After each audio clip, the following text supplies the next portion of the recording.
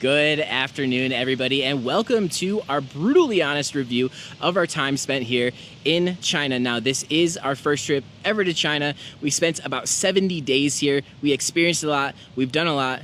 But to be honest with you, when we first decided to come here and told friends and family, they had a lot of questions. They were very skeptical of the safety or the cultural practices here in China. And to be honest with you, a lot of it just simply wasn't true. But no country is perfect at all. So we've compiled a list of the good, the bad, and even very ugly thing that happened to us, which we'll share at the end. Now, we do have a lot of points to make, a lot of good points, but we would like to make a disclaimer here that this is not a badmouth China video. This is just simply an anecdotal experience that two first-time China travelers had and what they thought of it. So we're actually going to start off by giving you some neutral points. Now, the neutral points they're just kind of things that China is, things that seem unique to China that we haven't really seen anywhere else in the world thus far. So we're gonna jump into that right now. For our first neutral point, we just want to point out that cultural norms are very different in each country, and China is very unique for many of these points. Now, the biggest one that we've noticed is Chinese people are very curious and they will stare unapologetically at you. They could be standing right next to you or across the room and they will stare at you. Now, we notice that if we just smile, we wave, and we say ni hao, they will smile and wave back. So it's not something that's meant as any form of discourtesy at all. It's just something that is just very normal in China. The next point that I would like to make is the lack of influence from other cultures here. Pretty much all the food, especially outside of the big tier 1 cities, is all Chinese with very little variance. If you get a food that claims to be from a different culture, it is going to be the most Chinese-ified food you could ever imagine, which is, not a horrible thing, but all the apps that work here are Chinese. All the cars on the road are Chinese. All the clothing and buildings basically have Chinese writing on them. Everybody speaks Chinese, obviously, with very little English at all. Very, very little influence outside the world. They are very proud of their Chinese heritage and culture, and it shows. Western technology struggles in China.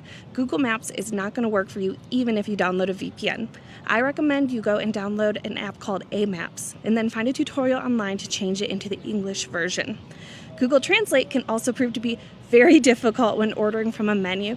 So just know that Chinese like to use very unique ways to describe their food. So for example, you may see a menu say phoenix claws to describe chicken feet. There's going to be a point in China where you think you ordered something and you're going to get something totally different. Just know that everything that we've tried in China has been really delicious. So you have to just kind of go with the flow sometimes. And for every time that that's happened to us, which has been a few, it's worked out really well. All right, so those were our neutral points, and we're going to move on to the good now. We have a lot more good than neutral, and one really, really good thing about China is the top-tier cities are phenomenal. Incredible infrastructure, super clean, modern, lots of things to do, excellent food, great people, and overall just phenomenal. Some of the best cities that we've personally ever been to. We love them. They are absolutely incredible. This does come with a caveat, though. I will say there is what is known as prefecture level cities, and basically they are a little bit run down. The infrastructure is a bit dated, just in total need of repair. And actually a good thing is that China is working on that repair. There is massive amounts of construction in every city we went to, big or small, from everything to the roads, to the rails, to tourist attractions. So I honestly believe that in a few years' time, when maybe they settle down with the construction a little bit, China will be one of the most beautiful, modern, and highly, highly organized cities in the entire world. The biggest good thing I can say about China is how friendly the people are. Now, we're not just watching from the sidelines. We've been encouraged to actively participate while we're here. Now, we've been actually invited to participate in Hanfu, where we dressed in traditional Chinese clothing, hair and makeup, and when we walked around the streets and through the parks, only good things were said to us. People told us how good we looked, and they even stopped and asked us to take photos with them. What a wonderful experience. And if you've been to China and you do not go to one of the people's parks, you have not gotten the full experience. These parks are so full of life and community. On any day of the week, you can come here and you can see people flying kites, fishing in the lake with their kids. They'll be playing board games and even dancing, singing in the park, all of these wonderful things. And I have been invited to dance at every park we've been to, even without knowing any of the language and without them knowing English. So it's just such a beautiful, inclusive, and friendly community. As full-time travelers who stick to a $75 budget a day, who stay on the road 365 days a year, affordability is a huge, huge factor for us, and China, quite honestly, is an A+. Now, our most expensive things that we buy day to day are obviously accommodations, food, and transportation, city to city and country to country. Now, coming into China, it's a little more expensive, but once we were in China, traveling around became infinitely more affordable as we didn't have to take flights over long stretches. We could take what is called a sleeper train, where you buy a bed essentially and you go long distances and you have a bed to sleep in. But it doesn't have to be like that. You can buy seats and you can actually buy standing room only. It's designed to be a very affordable means of transportation here. Beyond that, we stayed in hotels. They're honestly way better than the normal ones we stay in. We usually stay in some pretty hole-in-the-wall places, but the hotels here are ranging in about $30 to $40 a day for us, usually closer to $30 and sometimes even under $30 for very, very nice mid-tier accommodations. And when it comes to the food is the most affordable thing about China, I'd say. We've gotten meals as low as, under $3 to completely fill one of us up and it be a substantial meal. China, definitely you can spend money here. It's no doubt. You could definitely come here and spend a bag. But as far as wanting to be affordable and being mindful of it, China is no problem. Another great point is in China, hospitals are very efficient and medical expenses are very affordable, even for foreigners. So in the United States, if you had maybe a cold, for example, you would go to your primary care physician, but you wouldn't go to the urgent care or to a hospital because those are reserved for special circumstances. In China, every time we did have an ailment, which unfortunately happened 3 times, we were advised to go to the hospital, which is very efficient. Now let's talk medical expenses. I went to the hospital, I had a CT scan, I saw a doctor, and I got 3 medications for bronchitis, and I paid a total of $45.05 US, which in the United States, even with or without insurance, could have been thousands of dollars. It was so affordable, which took a lot of the burden off when you feel sick in a foreign country. So it's definitely a great point of China. All right, so the next good thing we're going to talk about is the holy trinity of apps here in China. If you have these apps, your trip here to China is going to be very, very easy. All 3 of these apps come in English and foreign languages, so they're very, very user-friendly. The first one is Alipay. That one you're going to use as a payment system at the register wherever you buy anything. Everybody has QR codes for it. And yeah, basically you're just going to load up your credit card there, use it to pay for things, and that's how you're going to keep track of your purchases as well. Now, WeChat is the next one, and that is a very effective English to Chinese and Chinese to English text translator. It works far better than any other app we've used. It's amazing. That is the one. And then the last app that we're going to talk about is Meishuan, which is a delivery app. If you lived in China, you could use it for delivery as, home goods or medications or food. We used it like Uber Eats, and we actually used it to order sushi from a drone into a park, which is amazing. These apps are very, very useful and will get you very, very far in China. All right, guys, we have made it to the bad list. Now, luckily, this list is very short. We only have 2 points that we want to go over. And the first is the most obvious. The language barrier in China was real. Now, you would think, can't you just use a translator to get over that?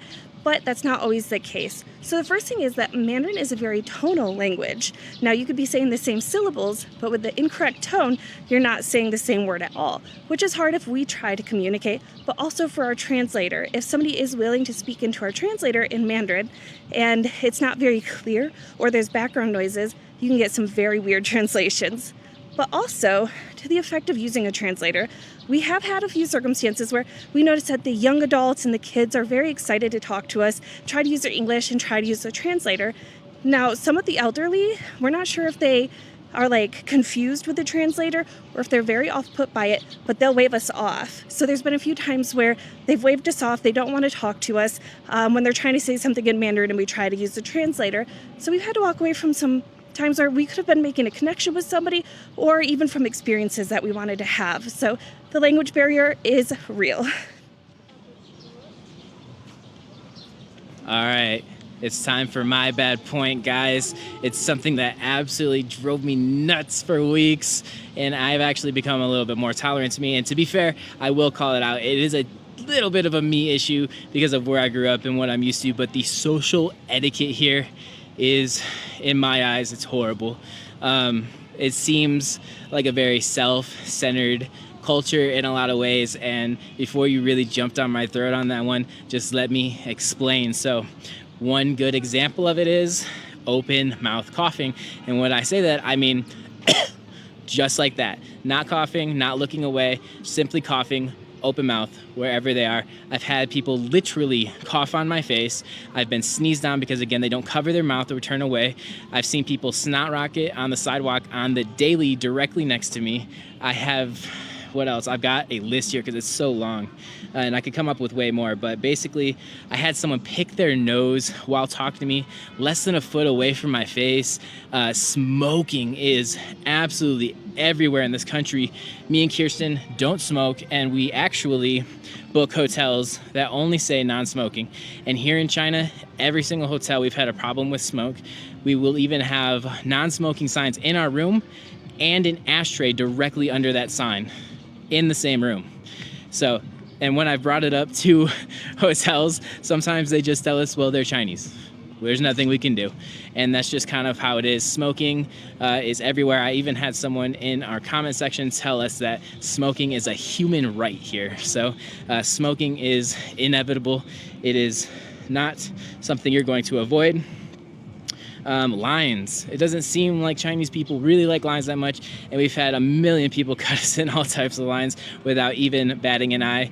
And privacy is like, there is no privacy here. We mentioned the staring earlier, but it goes farther than that. So Kirsten mentioned that we have been to the doctor 3 times now, and I actually went to the doctor because I somehow got a plantar wart on my foot. Whatever, it happens. But basically, I went in to get it frozen off, and people came into the room and just stared at me holding my foot while I'm getting liquid nitrogen put on it.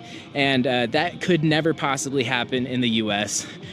We would have an absolute fit over not having any privacy in our moments, and that's just literally not a thing here. To say all that though, China does have its own social etiquettes. You can't put, or you shouldn't put, your chopsticks straight up in a bowl of rice. They respect their elders. They have their own social norms that they do stick to. But as a foreigner coming here and dealing with all that, and honestly so much more that I can't come up with, because honestly I could sit here all day with it, it is very frustrating. It is hard to deal with, especially for prolonged periods of time. All right.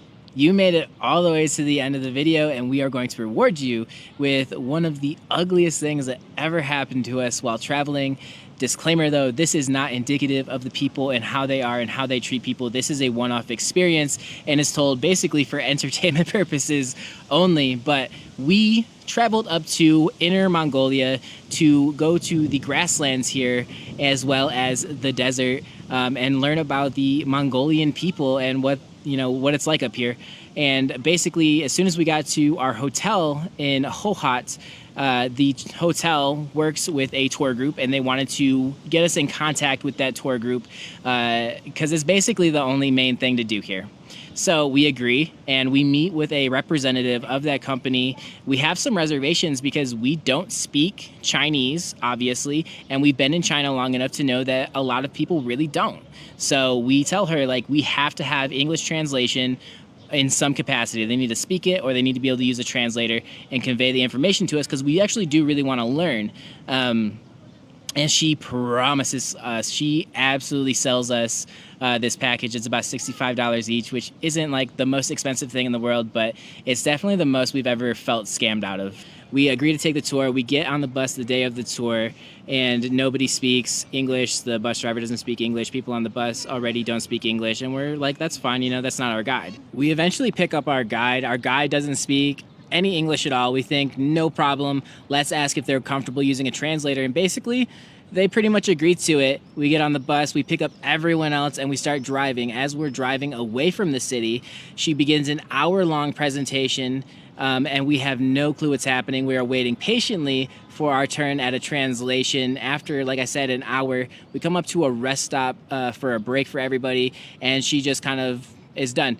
And so we gather her attention and we go, what was that about? And she basically only translated into our translator verbatim, it was an introduction to the grasslands, which we're like, okay, and we wanted to know about it. And she basically just ignored us. And that was the first red flag.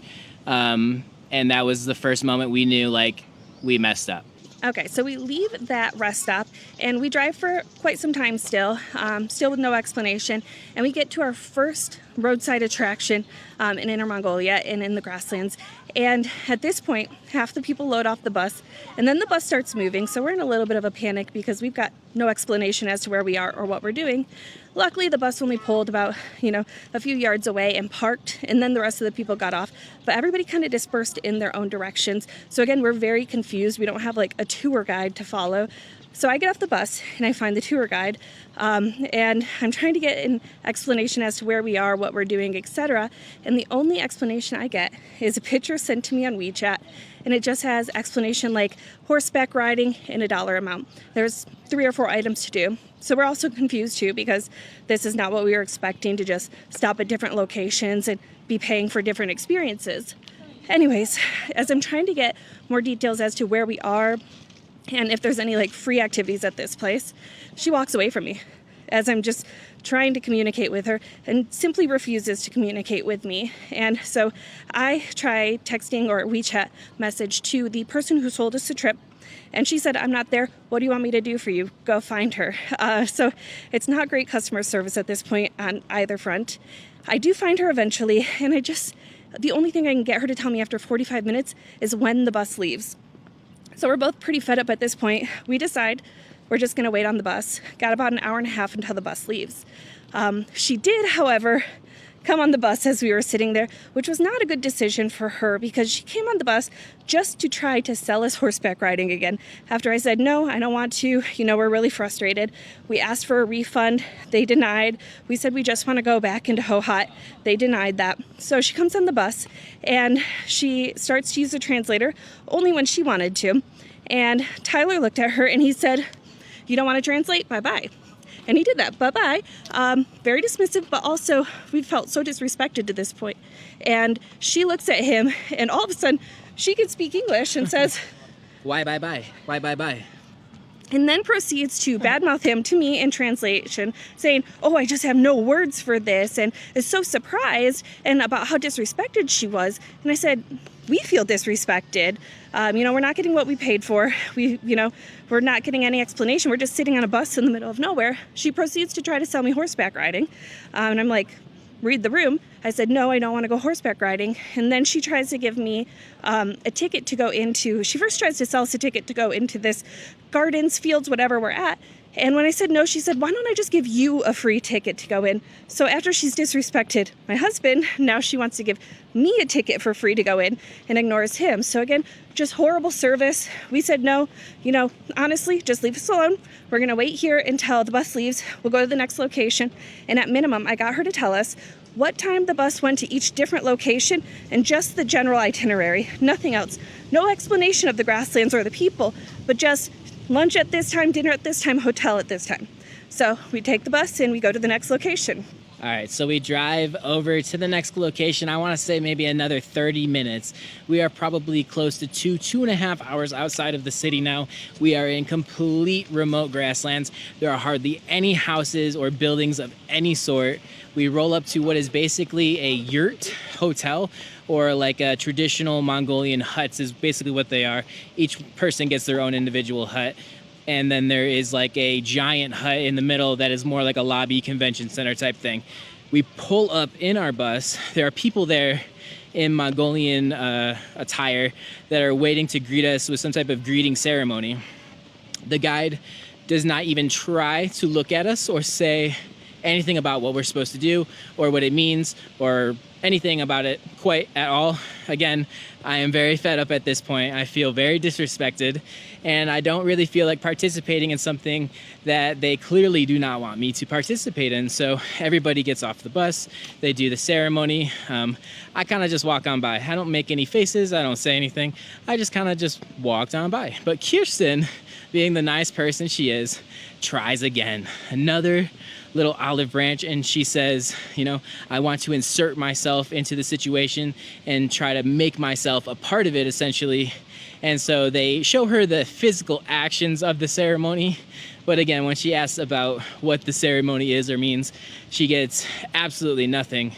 And they basically from there direct us into the convention center, or whatever I want to call it, to have a family meal. And we sit down with maybe, what do you say, 8 other people at a table? Yeah, about 10, 12 people at a table. Yep.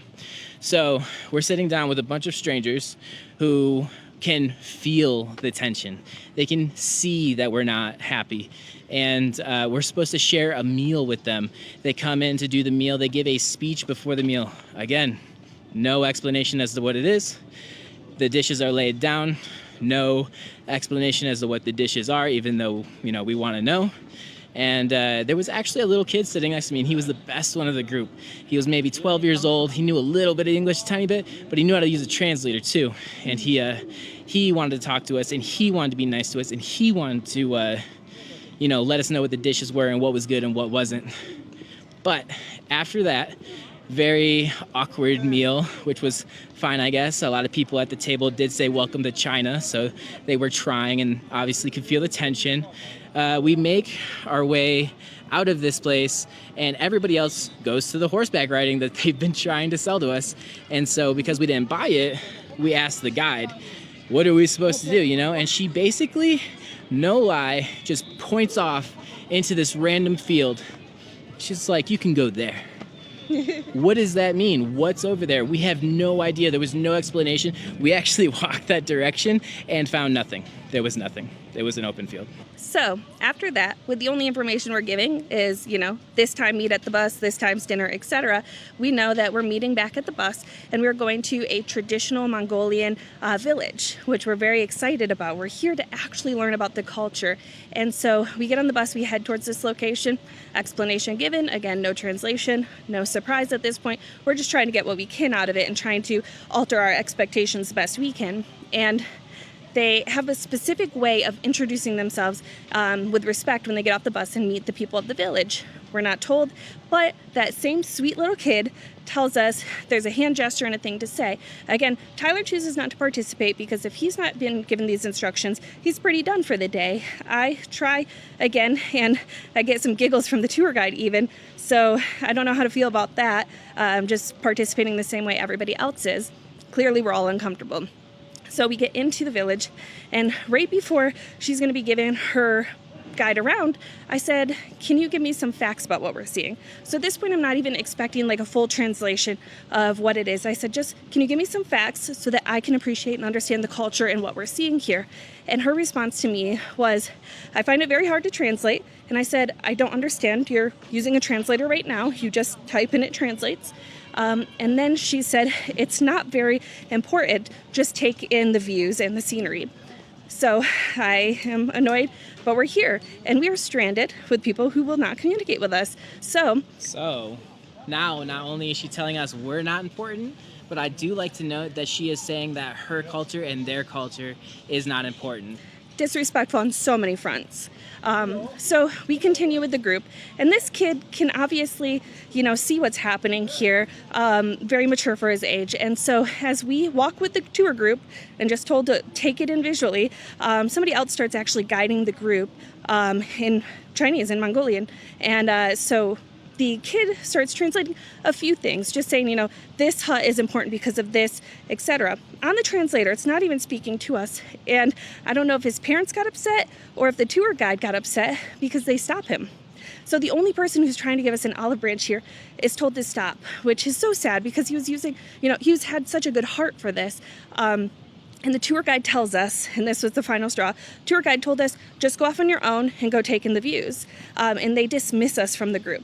So they refused to give us a refund, refused to take us back to Hohat. They've dismissed us from the group. And not only that, I will say, I'm only going to say how Tyler feels because he's told me he feels very disrespected and upset. For me, I'm embarrassed. This is embarrassing to me now to be told, just go on as the whole group's watching and we're dismissed. Quite literally shooed away like yes. a nuisance. Yes. As paying customers too. And so we're thinking, we've tried to get out of this situation already, so why are we making this so hard? So anyways, Tyler, as we leave, we can't even find our way out of these huts. Tyler's fed up and he starts voicing his opinion very loudly, with all the frustrations, admittedly so, and saying, I want to leave, I'm done with this. And so the tour guide comes up to us very flustered, obviously, because she doesn't understand how to handle anything. And she is still trying to sell me as he's upset. She's trying to get me to go look at some viewpoint, some scenery. And I said, I don't want to. And then she tries to sell me a horse training show or some show. And I'm like, no, I'm telling you, we just want to leave. If we cannot go back to Hohat, take me back to the hotel. Let everybody else stay, take me back to the hotel. And it takes about 20 minutes arguing back and forth for her to comprehend we are done. We do not want to be sold any more packages. We do not want to be dismissed. You've embarrassed us. You've been disrespectful to us. We're uncomfortable. We're ready to leave. And they get somebody to take us back to the hotel who we don't even know, in a regular vehicle, not even in a bus or anything. I don't care at this point. Take me back to the hotel. And before we leave, I say, I want to go back to Hohat. This is not working. I'm sorry. They sold a package. They said you could translate to English. You don't speak English. You don't want to translate. That's not my fault. Not your fault. They said you would. I don't know what to do here. Try to let her not be the bad guy. They sold us a package like this. Anyways, I'm rambling, but we convince her that at 7:30 there will be a car waiting for us with the same car and the same guy to take us back to Hohat, and she agrees. So a few hours pass and we're in our hut, and then we get a nice message. We are now in our hut back at the hotel, and we get this message around 7:30. It's right around 7:30 that the ride is not coming and that we should just come and rejoin the group. And basically at this point, I have surmised that she keeps trying to resell us things and reintroduce us to the group once we're fed up, simply because they do not want to have to issue any type of refund, and that if we become a part of the group, they will have a reason not to, even though they are actively pushing us out and telling us that we are not part of the group and to go off on our own, which makes zero sense. So we sit around at this hotel for hours, 6 hours maybe, and we're just waiting. We're fed up. She tells us this over a message, and we're just done. So we, long story short, basically confront her and tell her, you need to get us the hell out of here. They had a group that was leaving because there are 1-day tours and 2-day tours. So a 1-day tour, they don't sleep.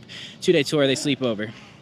And they had a 1-day tour that was going home that night at 8 or 8:30, and that's the one that we got on. They did not bring us back to do good customer service. They brought us back because it was convenient for them to do so, and they only would do it after they ridiculed us and made Kirsten here admit that we were at fault and we were terminating the tour and that they were of no fault of anything. And they basically held us hostage in remote Mongolia.